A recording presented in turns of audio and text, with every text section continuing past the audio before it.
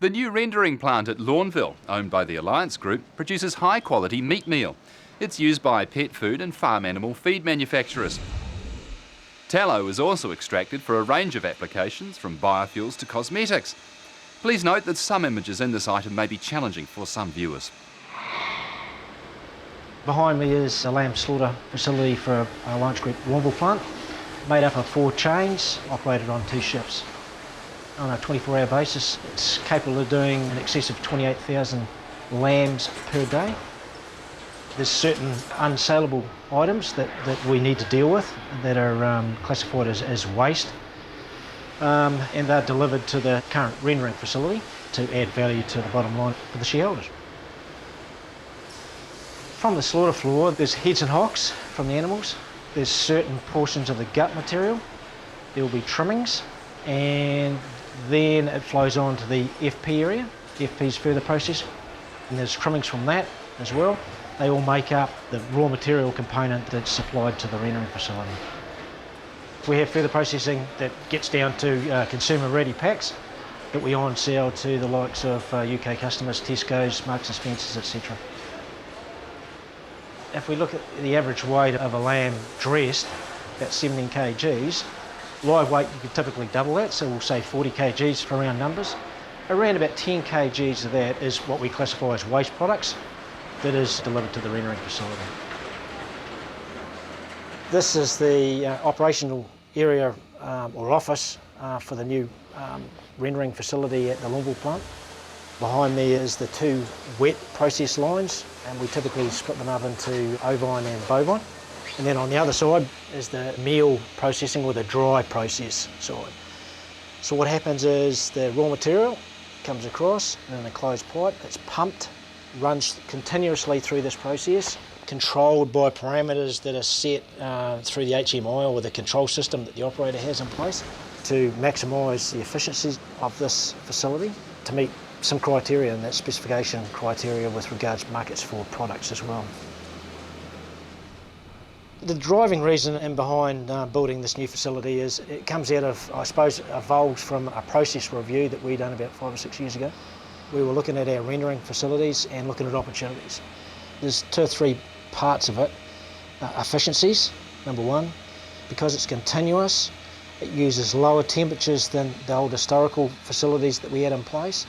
That means that we can use less fuel to heat, use less electricity because of the size of the equipment is smaller.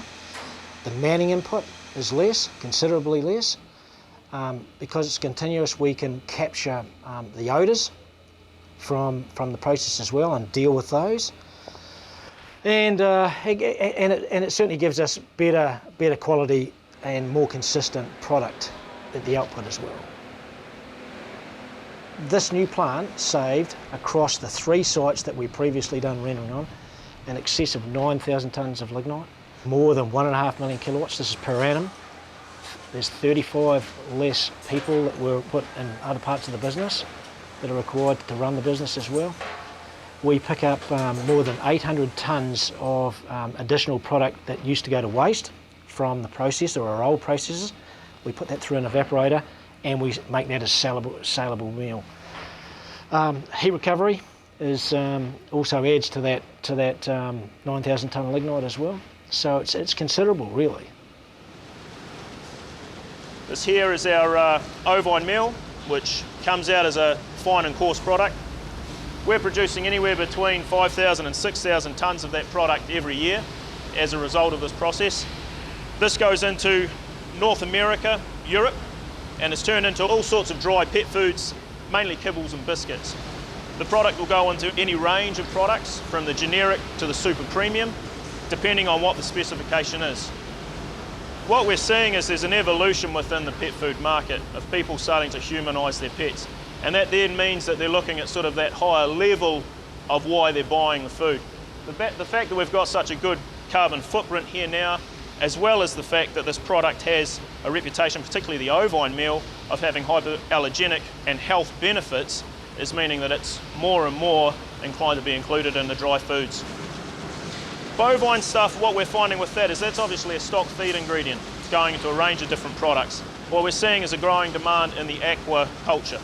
So with the fact that our product is so consistent now and we're getting a higher specification, we're now able to move into aqua feeds with our mixed meal program due to the amino profiles and the specifications we can produce. In the bucket here, we have tallow. This product is used in the production of oleochemicals, which is a range of things from biodiesel all the way through to cosmetics. Presently, we're sending that up on a regular basis into different Asian destinations. This product here, with the new plant, as a result, we're able to meet the specification that the end user needs on arrival. Ultimately, we've got a fat now that starts at a level that means as it goes through the process of going off, becoming more rancid, we're starting at a lower base. So at the end of the day, when it arrives in market, it's at a level that our users can use it at.